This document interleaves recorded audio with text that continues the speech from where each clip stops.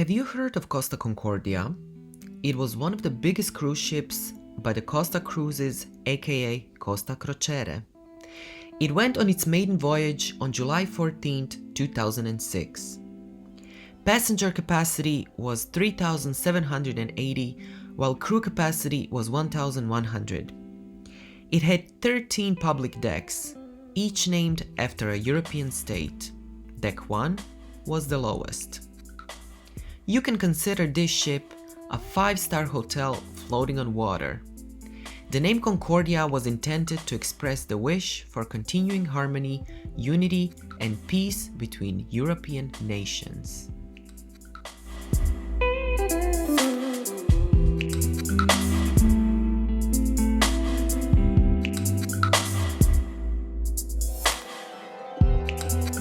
The ship was delivered to Costa on June 30th, 2006. It cost 450 million euros to build. It was 290 meters long and had a beam of 35.5 meters and drew 8.20 meters of water.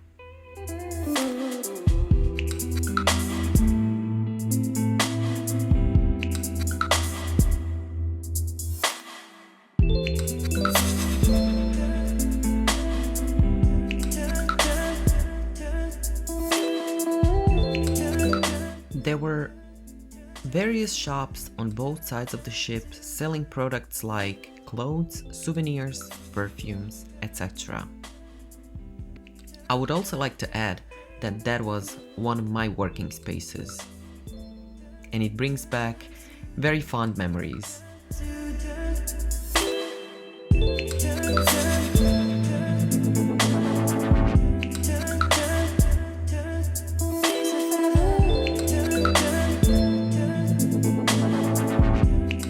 Entertainment options included a 3-level theater, casino, a futuristic disco, a children's area equipped with video games, and a basketball court. There were 13 bars, including a cigar and cognac bar, and a coffee and chocolate bar.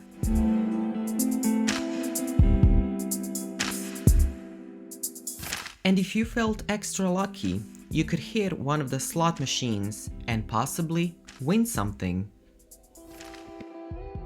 But now, for the purpose of this video, let's go back to 2006 and let me tell you my story.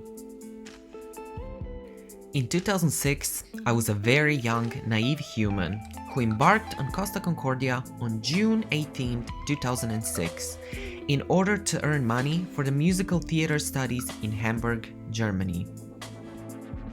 To be honest, I just had the potential money in mind I would make because I didn't see myself in anything but on stage. Experiencing this kind of a life at that very young age was something very different for me, and I was actually grateful to have the opportunity to travel so much at that young age and make money that I needed for my studies in Germany.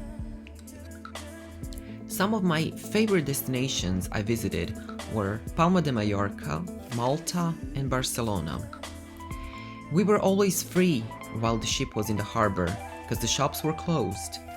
That was a great privilege, and I used it to go out in every single port.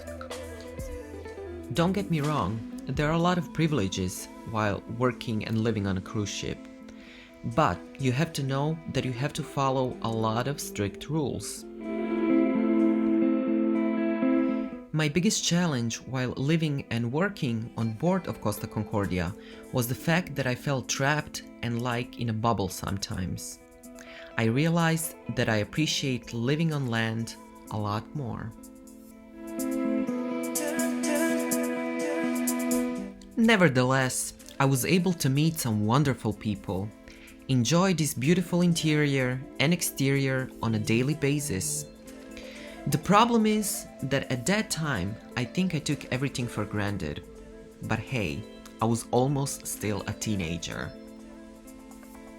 As you know, this story doesn't have a happy ending, because the cruise ship sank on January 13, 2012, when it struck a rock in the Tyrrhenian Sea just off the eastern shore of Isola del Giglio. And although this was the look of the ship I called home for 6 months, I will always remember it rather like this.